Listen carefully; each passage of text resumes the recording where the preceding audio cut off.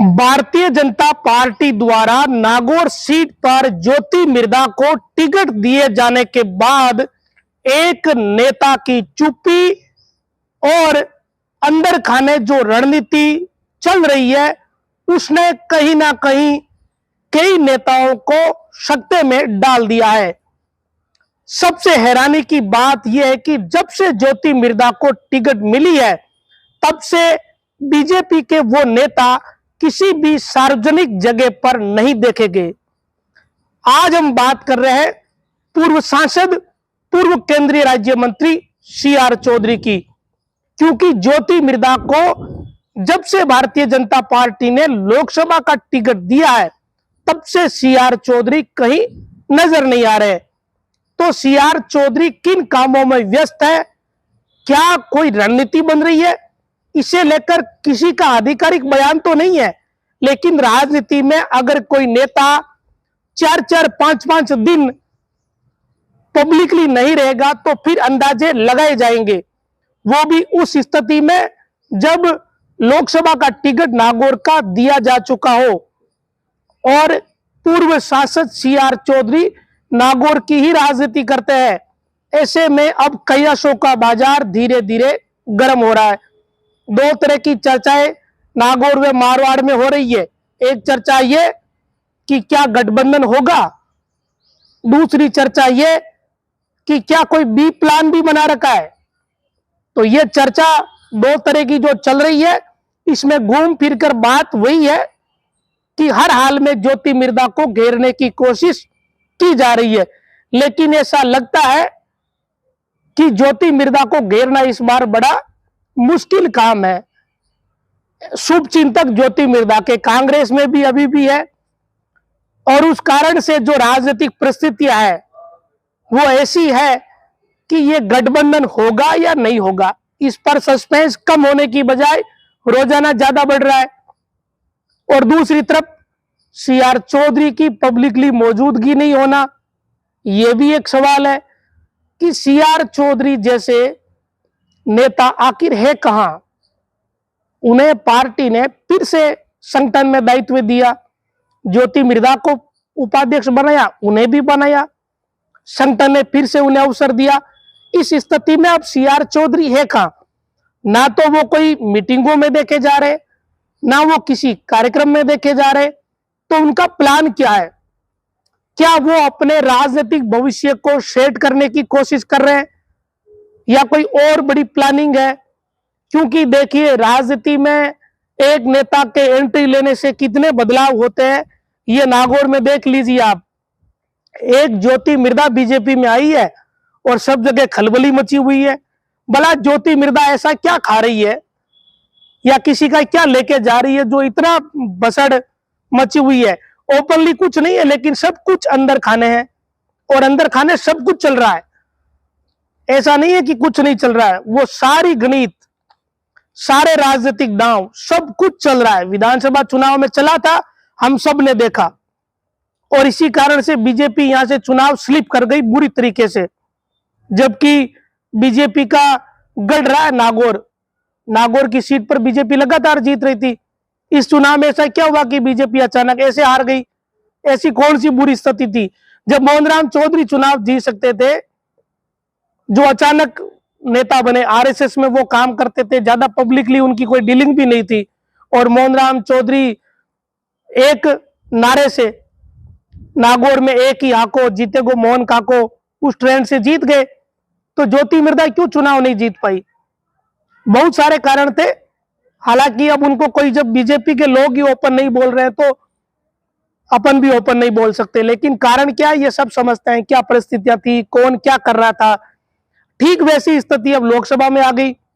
बड़ी मजे की बात यह है कि नागौर की सीट पर जब उम्मीदवार उतार दिए तो संगठन के हिसाब से सबको अपना काम वर्क करना चाहिए और वर्क कर भी रहे होंगे। ऐसा तो नहीं कह सकते कि काम नहीं हो रहा है। जो प्रभारी बनाए गए थे वो नागौर में आए, उन्होंने कई मीटिंगें ली, लेकिन बात फिर वही है, वहीं जाके बात अटकती है कि तो CR चौधरी कहाँ है, उन्हें कौन सी जिम्मेदारी ऐसी दे रखी है जो वो इतने व्यस्त है कि ना तो उनके कोई फोटो सामने आ रहे हैं, ना कोई पब्लिक के कार्यक्रम में आ रहे हैं, ना वो किसी मीटिंग में दिख रहे हैं। इससे सवाल खड़े होते हैं, और इससे सवाल ये खड़ा होता है कि क्या कोई प्लान बी है, और क्या उस प्लान बी में कहीं किसी न किसी रूप में कोई फिट हो रहा है क्या कोई नेता। मैं प्लान बी बात कर रहा हूं, आरएलपी और कांग्रेस का अगर गठबंधन नहीं हुआ, सपोज करिए कि गठबंधन नहीं हुआ, क्योंकि बहुत सारे नेता विरोध कर रहे हैं, इस स्थिति में अगर गठबंधन नहीं हो पाया तो प्लान बी कुछ ना कुछ तो होगा।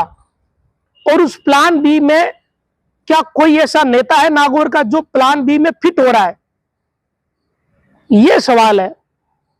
प्लान बी के लिए नेता भी ऐसा चाहिए जो फिट भी हो रहा हो, जो जनता पर भी पकड़ रखता हो, जनता में उसके प्रति सहानुभूति भी हो, और पब्लिक उसे स्वीकार भी कर ले। प्लान बी के लिए ऐसा नेता चाहिए होगा। तो प्लान बी वाला नेता कौन बन रहा है, यह अहम सवाल है, और बड़ा गहरा सवाल है। हो सकता है कि कल परसों तक बहुत सारी चीजें क्लियर हो जाए। तो चर्चा आज इसी बात की कि सीआर चौधरी कहां है, किसी से बातचीत हो रही है या नहीं हो रही है, ये एक अलग विषय है, वो तो वो खुद जाने, दूसरे को किसी को क्या भनक पड़ती है। लेकिन उन्हें बड़ी जिम्मेदारी दे रखी है संगठन में, और वो नागौर के नेता है बीजेपी के। ऐसी स्थिति में ना तो वो स्वागत के कार्यक्रम में आए, ना वो किसी और जगह दिखे। नागौर में एक बड़ा शादी समारोह भी हुआ, बहुत सारी ऐसी चीजें हैं।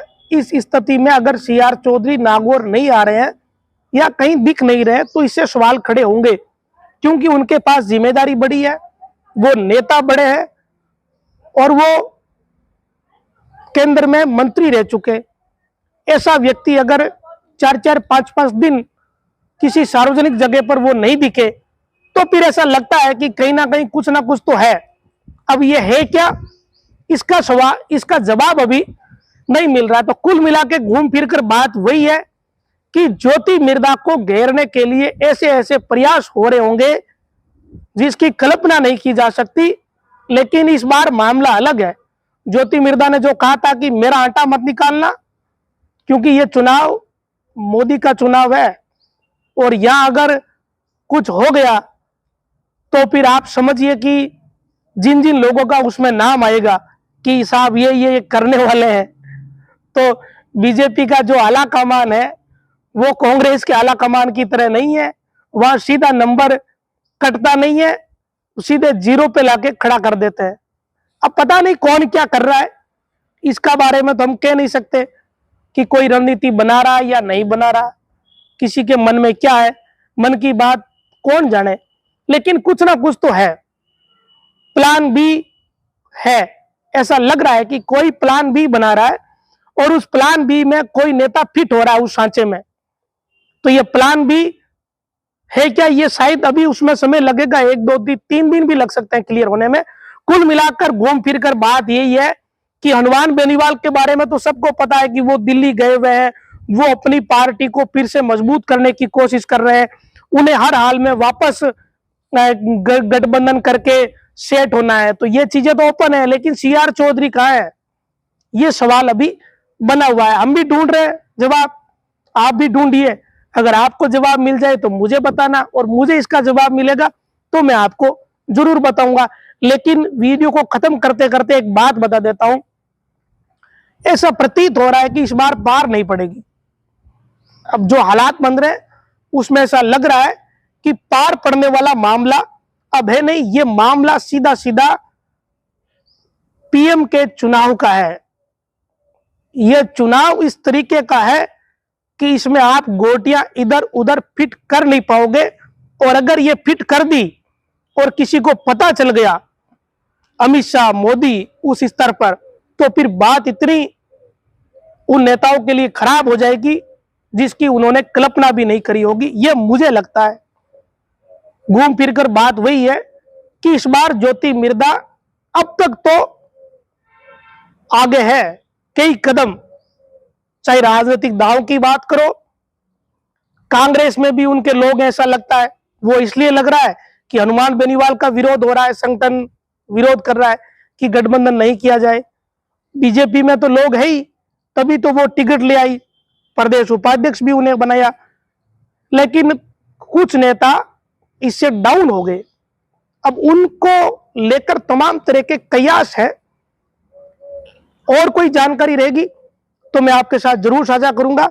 मुझे भी बड़ा उत्सुकता है कि सीआर चौधरी का है, बड़ी उत्सुकता है, क्योंकि हनुमान बेनीवाल कहाँ है ये सबको पता है, लेकिन सीआर चौधरी का है। इसे लेकर सवाल बने हुए, आप भी ढूंढिए सवाल का जवाब और थोड़ा अंदाज लगाइए। पॉलिटिक्स में अंदाजा लगाना भी जरूरी है। थोड़ा सा सटीक अनुमान लगाओगे तो आपको बात समझ आएगी कि एक्चुअल में हो क्या रहा है। कुछ ना कुछ तो देखिए हो रहा है, लेकिन अब ओपनली कहीं कोई बात पता नहीं चलती। ये चीजें बंद कमरों की होती है और अंदाज ही लगाया जा सकता है। फिलहाल वीडियो में इतना ही। आगे कोई अपडेट रहेगा तो मैं आपके साथ जरूर साझा करूंगा। वीडियो को देखने के लिए धन्यवाद।